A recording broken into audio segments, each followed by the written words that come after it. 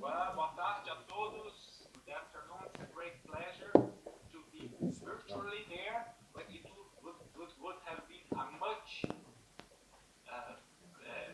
stronger pleasure if I were actually present with you. Unfortunately, according to the current rules, due to the coronavirus, I'm not allowed to leave Brazil and enter Portugal, but Tomás Dentino asked me to share with you some of the work we are doing here in Brazil, especially the work we are doing to help the state government of São Paulo, not only to plan the exit strategy in terms of the COVID pandemic. Well, the idea of this presentation is a joint paper with some colleagues, is to share with you, as I mentioned, the experience of the state government of São Paulo in dealing with the pandemic.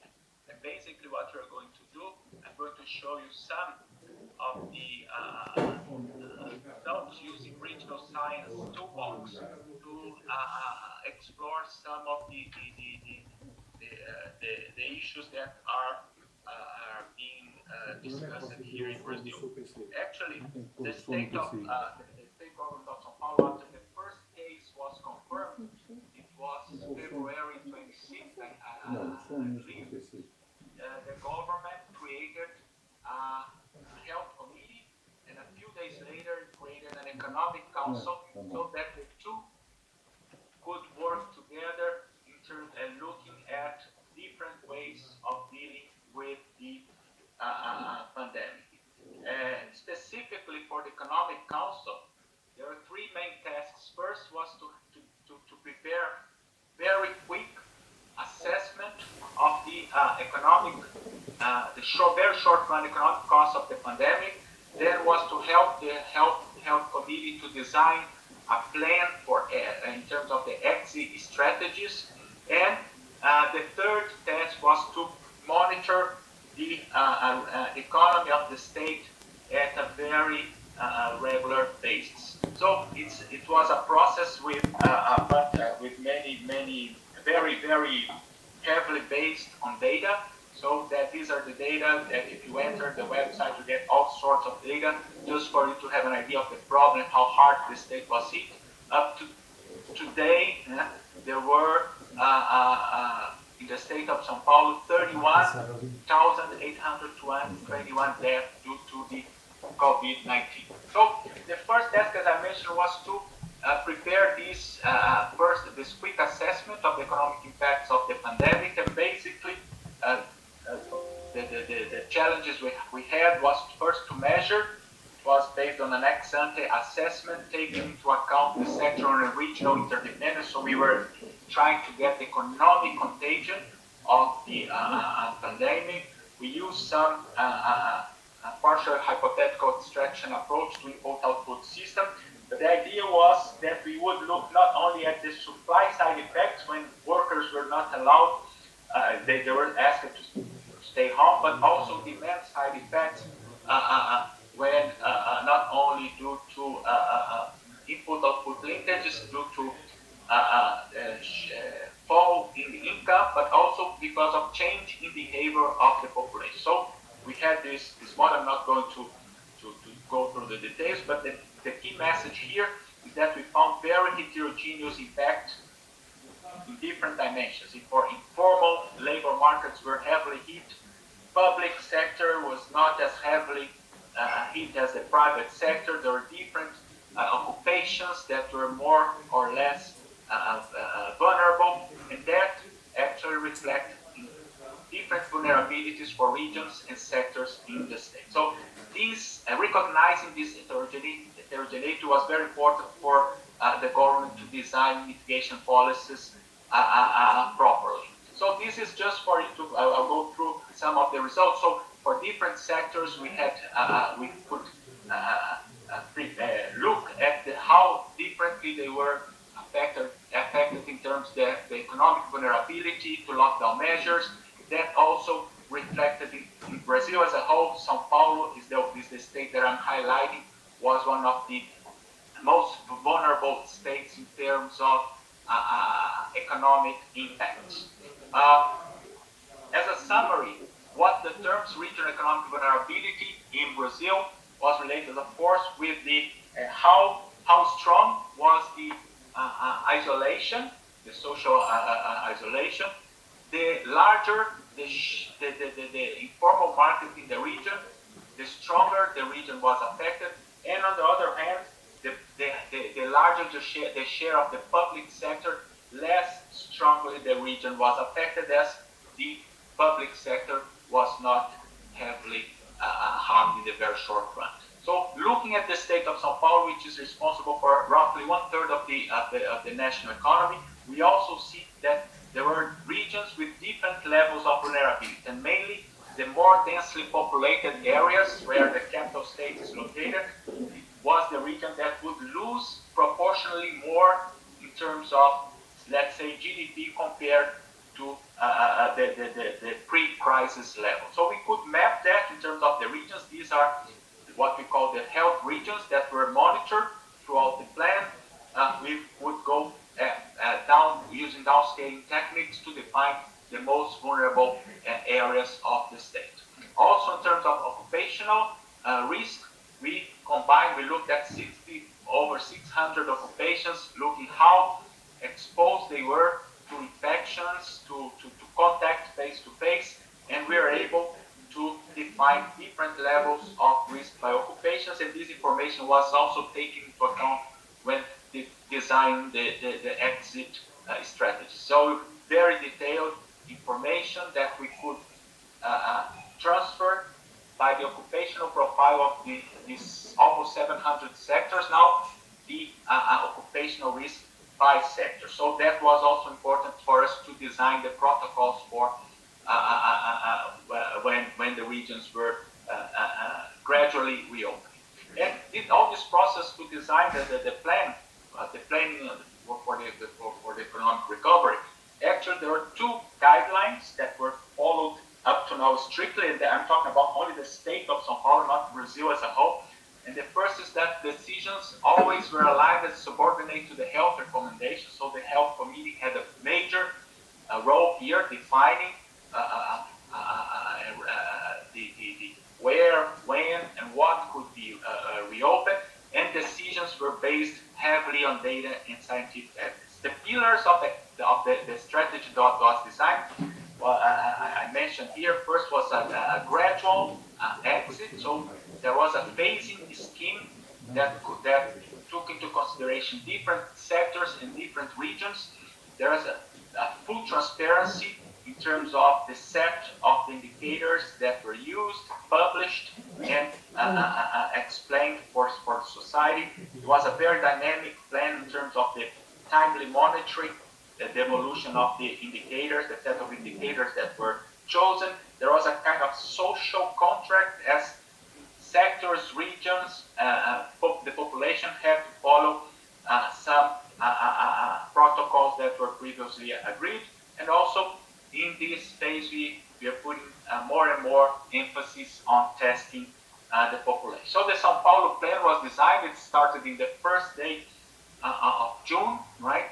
As I mentioned, all the health committee had a major importance in determining when, where, and what could be reopened, and the plan took some very careful considerations of different aspects of the impacts of the pandemic. The whole idea is that the government would recommend a gradual relaxing of social restrictions as long as health indicators would improve.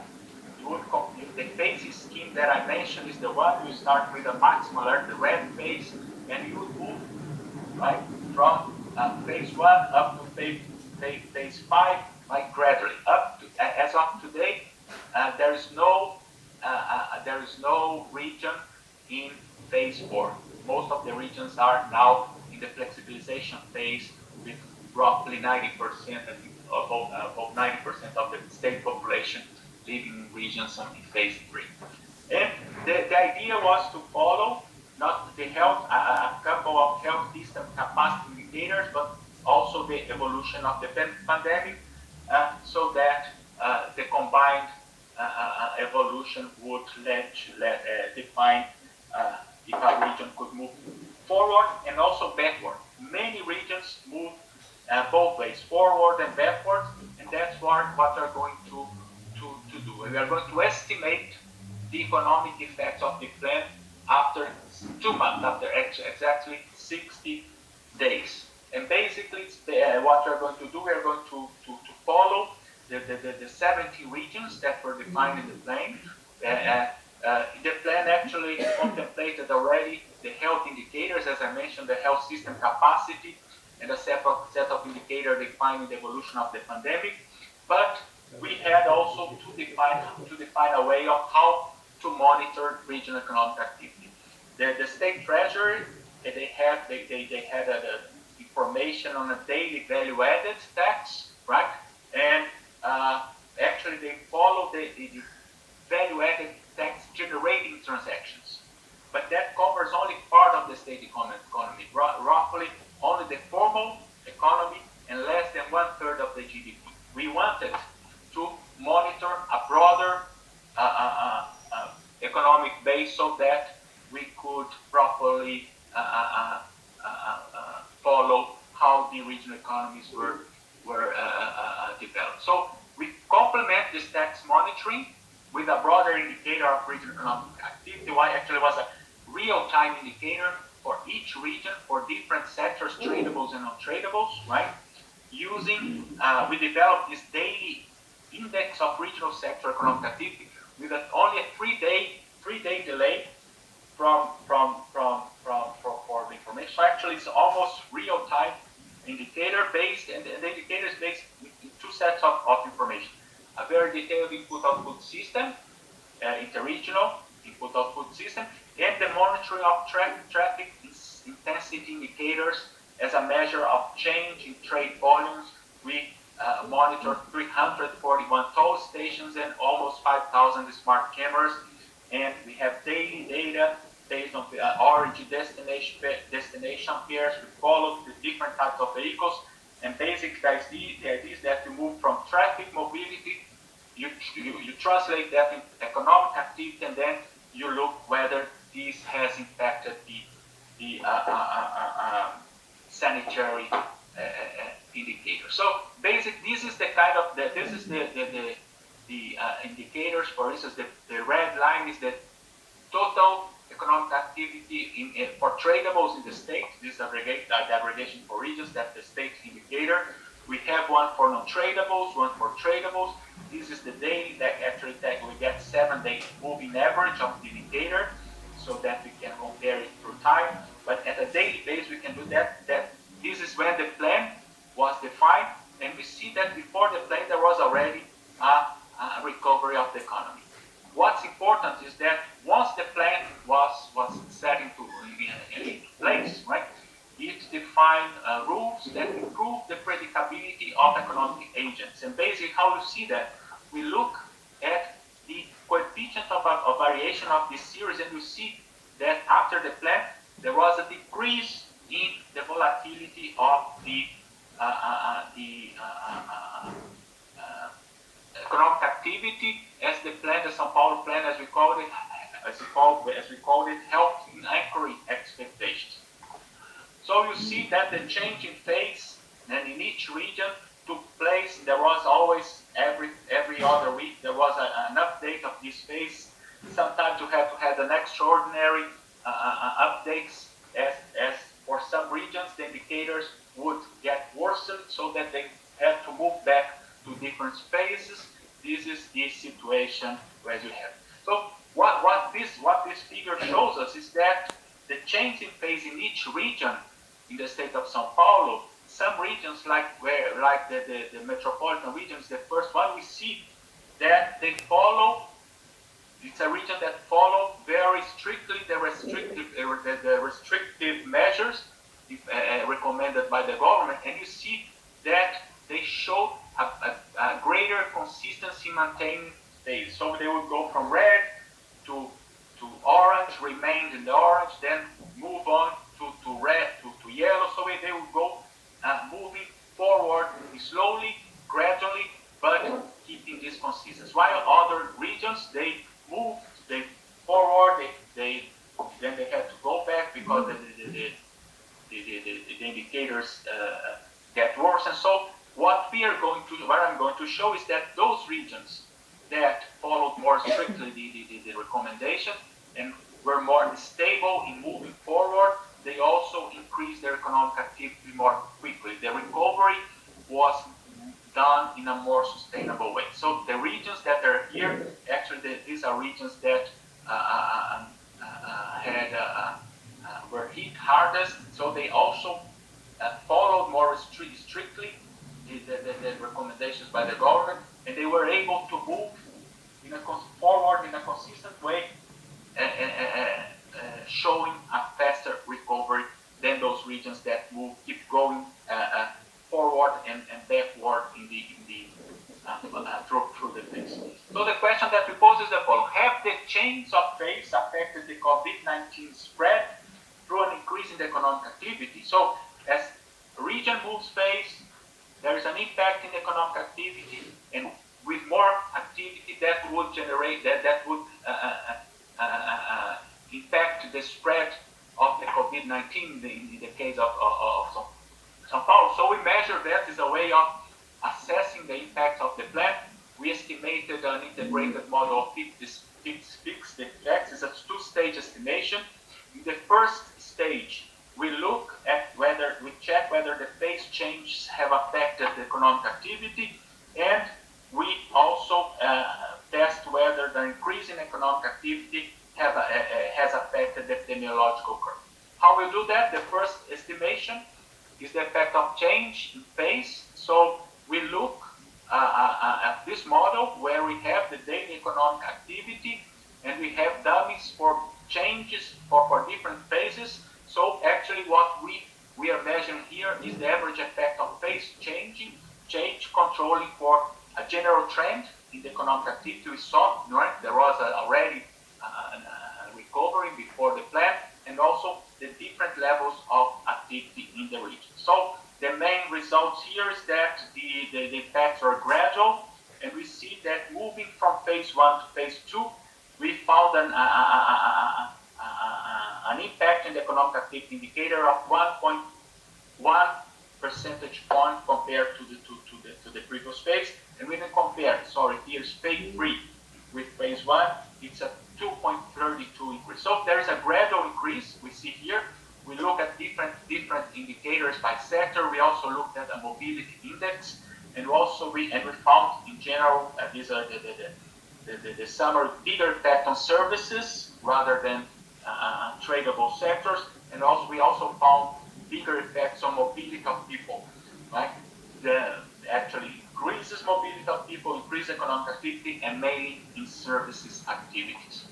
The second part of the estimation is related to the effect of the economic activity on the epidemiological curve. And we looked at per capita hospitalization. That was the variable, the indicator that was more heavily, that had a stronger weight in the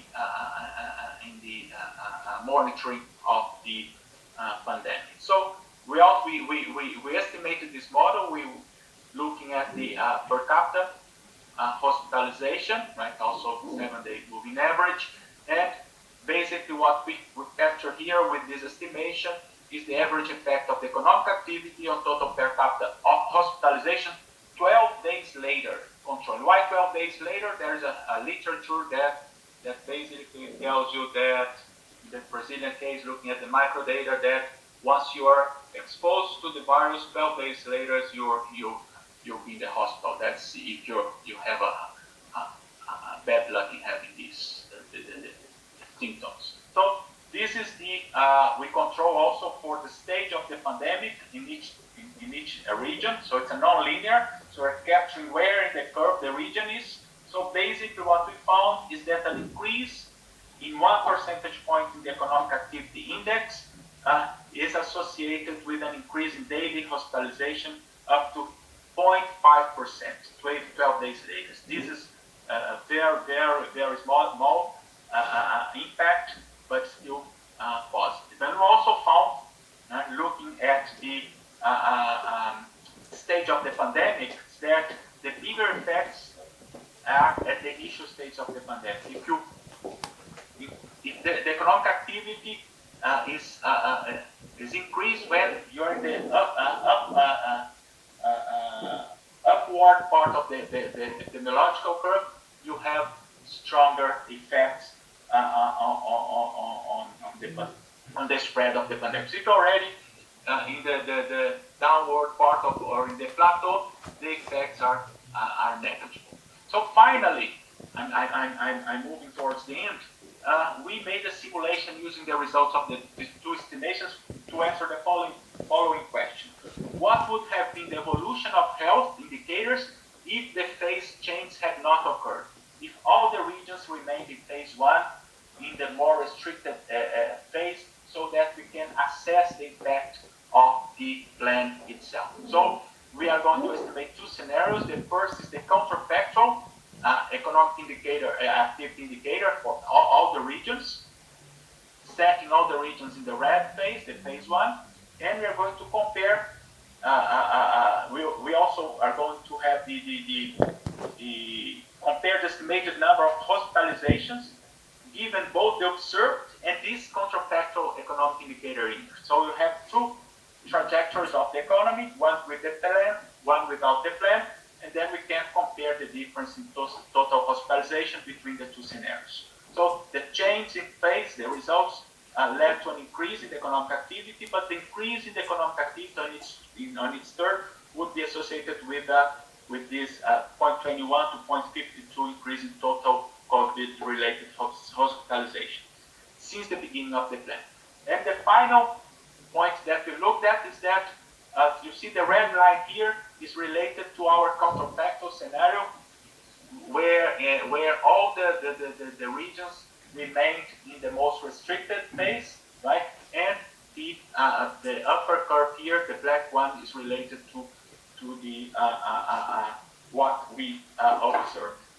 So we finally did that, compare what are the jobs, the difference in terms of employment between the two curves, and we basically make some simulations using other set of information, and basically by stimulating the economic recovery, the plan helped to preserve around 318,000 jobs in the state. Most of the 95% of all the jobs in the associated with the gradual recovery of the state economy concentrated in services activities, and we could map these safe jobs by the plan in terms of the different dimensions of the labor market and different areas of the state. So this is what we did. The quick message that I want to share with you, this is my last point here, is that there was the plan had some positive impact in the gradual recovery of the state economy that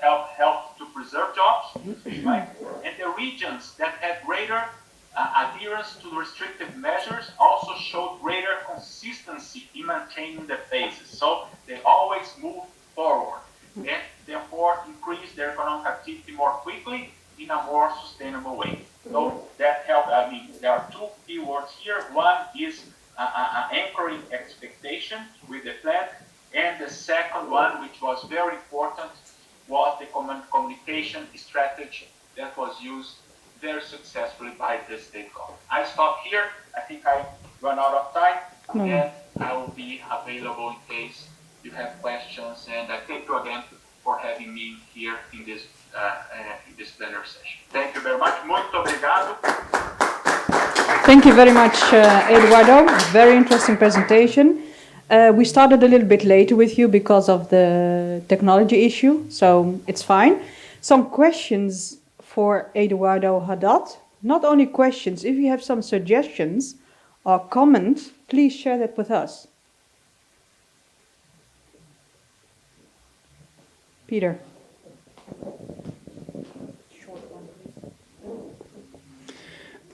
Thank you very much, Eduardo. I really like your systematic presentation. Can you hear me? Yes. Yeah, okay.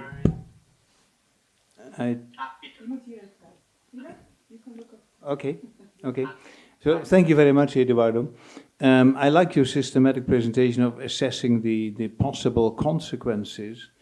Now, if I would look at it from an economic perspective, we know that in both the economics of welfare, but also medical economics, we have often used the concept of the value of statistical life, which has to do with productivity effects and missed production values because of premature death. Now, what I have realized is that this rather established method, which has been used time and again also in transportation studies, safety studies and so on, fatalities, is hardly being used in economic analysis of this kind.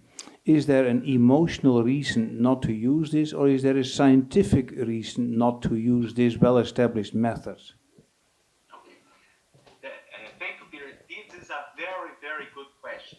And I have to say why. Because of the experience we had not only here in Brazil, but also work we did in Morocco and Colombia. We started also looking at the value of saved lives, okay, when we, for instance, but actually, when most of this work were done to help policymakers to design their policy, there is some kind of, how can I say, some skepticism of some almost people are afraid of discussing this concept properly. People, especially here in our Latin culture, in Brazilian culture, the government, we did that for the state government, they also did that for the national government. When you try to use this concept, people decided not to use them, to talk about that. So we had we were actually trying to do a proper estimation, because the pandemic does not affect similar social groups, similar age groups equally, and we would need a new way of estimating the statistical value of life, taking into account also these heterogeneity, but actually in the communication strategy, people decided not to talk about that. But I agree, from a scientific point of view, that's where we wanted to go. Okay, thank you very much, Eduardo. If we have time later on, I hope you will come back with more questions. I'll be here. Thank you. Please stay with us, because we have more to say today. I would like to thank you again, Eduardo. I would like to invite the next speaker, Andres Rodriguez from the UK, on institutions and development. The floor is yours. Okay. Thank you, Andre.